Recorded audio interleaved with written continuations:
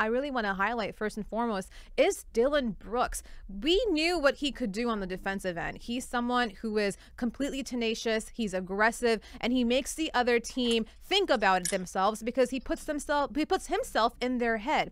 But this past game against USA kind of felt like a revenge game to me. After obviously being banished by the Memphis Grizzlies, he thought this was his chance to come through and just take the reins back from the country that maybe didn't, well, not the country itself, but the fandom there wasn't really exactly the biggest fan of him. And then also you're in the Philippines, which is pretty much a Warriors and Lakers country, and they don't really like you too much there either. But he put everything on his back, and he gave us 39 points, 4 rebounds, 5 assists, went 12 of 18 from the field, and the most impressive of them all, 7 to 8 from 3. Justin, how important has he been to this tournament and also to this team?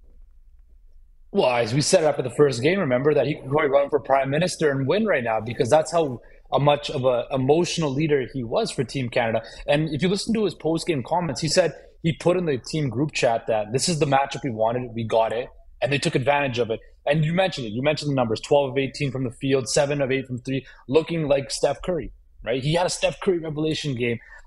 Dillon Brooks, he also set the single Canadian record for most points in a game with 39.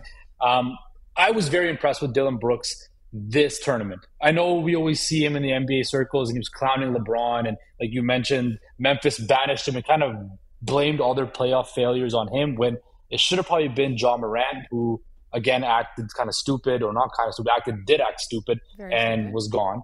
So I think that Dillon Brooks kind of repaired, I don't know if repaired his image, but he definitely put a big step forward in repairing his image going forward into a season where the Houston Rockets gave him a whole lot of money to be, in the backcourt with Fred VanVleet and to be a leader. And we saw him take a leadership role with Team Canada here.